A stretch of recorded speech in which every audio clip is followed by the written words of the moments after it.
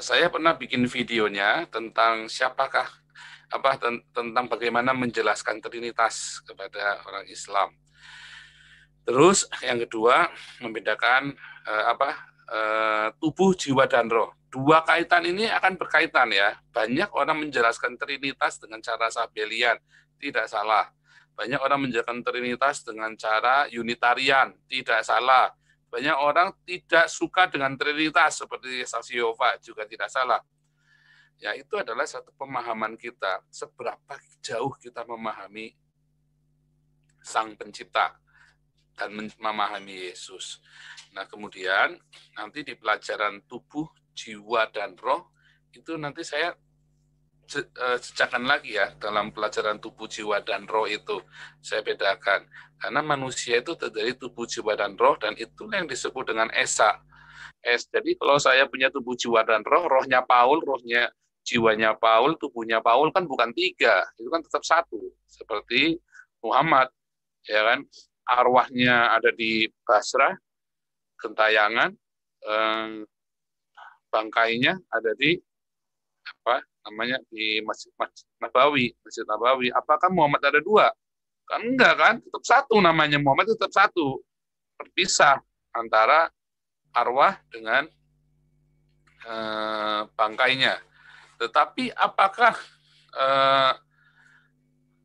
ini kan tadi saya bilang cuma dua, karena orang Islam percaya dikotomi. Kalau saya, Alkitab menuliskan trikotomi. Manusia itu ada tubuh, jiwa, dan roh. Kalau Islam kan hanya arwah sama tubuhnya saja.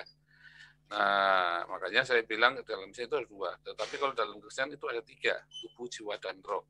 Tetapi roh itu miliknya Allah. Nah, sama dengan Yesus. Kita kan diciptakan menurut gambar dan rupa Elohim disebutkannya. Mari kita menciptakan manusia, berfirmanlah Elohim, ayatnya kan begitu. Ayat mulai dari 26 itu, berfirmanlah Elohim, jamak ya. Berfirman Elohim, marilah kita menciptakan manusia menurut gambar dan rupa kita. Dan siapa yang nulis Kejadian 1 ayat 26? Musa. Bagaimana Musa bisa nulis begitu? Karena Musa sudah pernah lihat Elohim itu. Pertamanya kan kamu nggak mungkin melihat aku, tapi akhirnya diizinkan melihat. Dan siapa yang dilihat Musa? Itu anak manusia yang ada di Daniel 7, yang ada di Yohanes 1, firman yang telah menjadi manusia, dan juga yang ada ditulis yang ketemu sama Abraham. Makanya Yesus juga berkata, sebelum Abraham ada, aku ada. Jadi itulah yang ditemui oleh Abraham, Musa, dan juga ditemui oleh saya. Ya, dan Yohanes 1 ayat 18 berkata Yesus adalah wujud dari Allah yang tidak dapat dilihat oleh mata. Ya kan? Nah, kita diciptakan menurut gambar dan rupa Yesus. Ada nggak yang bisa ngelihat roh? Nggak ada. Yang bisa lihat roh adalah roh kita. Rohnya kita bisa lihat roh. Roh setan, roh apa, gentayangan, bisa. Tapi mata jasmani kita nggak bisa. Makanya, siapa yang pernah ngelihat Allah? Nggak ada yang bisa. Bahkan roh kita pun tidak bisa melihat Allah, nggak sanggup. Nggak sanggup. Kenapa begitu kudusnya? Ngelihat roh Allah pasti mati. Karena apa? Berarti rohnya kita kembali kepada Allah. Ya kan? Berarti kembali roh kita kepada Allah. Roh kita ini milik Allah. Nah, makanya Yesus yang yaitu tubuh, jiwa, dan roh, sudah saya jelaskan juga di situ. Yesus itu punya tubuh, punya jiwa, punya roh. Nah, kita juga sama diciptakan menurut gambar dan rupa Yesus. Makanya orang Islam saya tanya kan selalu, apa bukti Allahmu ada? Nggak ada yang bisa jawab. Wah, muter, dan itu semua bukan bukti. Karena tidak pernah ada bukti. Namanya bukti adalah empiris. Aku melihat, aku percaya. Itu namanya bukti. Nah, sama. Apa bukti Allahnya Kristen ada? Yesus. Yesus adalah Allah yang dapat dilihat oleh mata. Yaitu ketika Yesus berkata dalam Yohanes 14 ayat 9, kamu melihat aku sama dengan melihat Bapa, karena Bapa ada di dalamku. Nah, kemudian kita akan melihat, mengerti. Kita akan mulai mengerti, oh bahwa ternyata Yesus itulah Sang Elohim sendiri.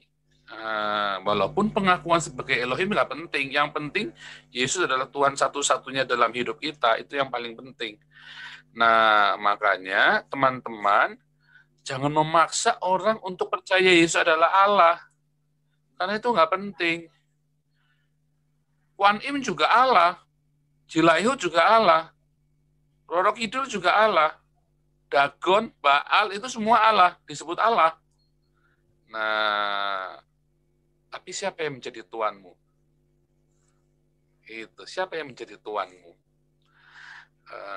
Nah, maka saya mute dulu ya. Maka setelah kita tahu bahwa pengakuan Allah sebagai Allah itu nggak penting, karena kita ngaku atau nggak ngaku, ia tetaplah Allah. Anda mau ngaku nggak ngaku, Yesus tetaplah Allah. Tetapi kalau Anda tidak mengaku Yesus adalah Tuhan, maka dia tidak bisa menjadi Tuhanmu. Harus dari pengakuan deklarasi dari mulutmu. Roma 10 ayat 9, barang siapa mengaku dengan mulut Yesus adalah Tuhan. Kalau kamu nggak ngaku dengan mulutmu, dia tidak akan pernah bisa jadi Tuhanmu. Kenapa? Karena ia tidak pernah maksa. Beda dengan Allah SWT, sembahlah aku, atau kusitak. Kenapa? Sembahlah aku kusitak. Dia maksa. Karena nggak ada orang datang terus langsung sujud nyembah dia, nggak ada. Dia guru paksa dulu dengan pedang. Bagaimana dengan Yesus? Dia nggak pernah bilang, sembahlah aku, atau aku gorok kepalamu. Nggak pernah. Tetapi semua orang datang pada Yesus. Ya kan?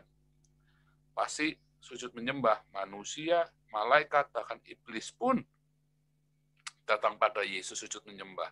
Di dalam Al-Quran, iblis saja nggak mau sujud menyembah kepada Adam. Tetapi kenyataannya iblis itu sujud menyembah kepada Yesus. Nah, luar biasa sekali kan? Dia yang berkata, Yesus kan berkata, sembahlah Kurios Tonteon, sembahlah Tuhan yang adalah Allahmu. Yesus berkata demikian, tetapi ia dipanggil Tuhan, majikan, ya, dan ia menerima penyembahan dari manusia, dari malaikat, dan dari roh-roh jahat, dari iblis, dari setan. Nah, sehingga kita tahu, oh ternyata pengakuan sebagai Tuhan itu lebih penting daripada mengaku sebagai Allah. Nah, kita balik lagi, sehingga kita balik lagi ya, bahwa Yesus adalah wujud dari El, roh. Kan Allah adalah roh yang tidak dapat dilihat oleh mata, dan Yesus adalah wujudnya, yang dilihat oleh Abraham, yang dilihat oleh Musa, dan yang dilihat oleh saya. Saya mengalami penglihatan Yesus ya, melihat, bukan mimpi ya, beda. Makanya orang kalau dapat mimpi, dia lihatnya Yesus yang di Gramedia. Tapi kalau dia penglihatan lagi berdiri begini, sadar, dia lihat Yesusnya akan berbeda. Ya, amatin deh. Saya berapa kali ngamatin kesaksian-kesaksian itu, saya kan bikin riset pribadi ya. Nah, sekarang kalau sudah tak omongin begini, nanti akan belok lagi nanti ya, karena sudah diomongin nih kan, sudah kasih bocoran. Tapi saya kasih tahu Anda, orang kalau ngimpi, Yesusnya pasti seperti yang di Gramedia. Tapi kalau Anda dapat penglihatan, benar-benar seperti gini, ketemu Yesus kayak orang-orang Iran itu, Yesusnya bercahaya terang benderang, Anda nggak bisa lihat mukanya. Tapi Anda tahu ada sosok manusia yang terang benderang, yang suci, mulia, yang kudus, sehingga Anda tersungkur di depannya. Itulah bedanya penglihatan dengan mimpi, ya. Makanya banyak orang Islam mimpi, katanya ngaku-ngaku, ya boleh saja namanya ngimpi. Tetapi nanti kita lihat dari buahnya. Kalau dia benar-benar ketemu Yesus, dia akan berbuah. Kalau enggak. Ya, contohnya saya. Yang rasain siapa? Keluarga kita. Ya. Terus balik lagi, siapakah kita? Nah, tadi kita ini, maka di dalam si Elohim ini berkata, Yesus dengan yuk diciptakan menurut gambar dan rupa kita, Yesus dan Roh Kudus dan Sang Bapa. Dia berkata, yuk, kalau Anda percaya Trinitas ya, kalau saya tidak suka dengan konsep Trinitas Yesus, Roh Kudus, dan Bapa. Saya lebih suka jasmani dan rohani. Dah selesai. Penjelasannya panjang ya. Tapi kita, karena dua pun pakai Elohim, ya, Im. Beda kalau sepasang sepatu, pakainya Elohi, ya, I double yod. Tapi kalau jamak, pakainya Im, Mem. Nah, maka sang anak berkata kepada Bapa, anak yang dapat dilihat oleh mata dan Bapa yang tidak dapat dilihat oleh mata. Anak kan dapat dilihat oleh mata, Bapa tidak dapat dilihat oleh mata.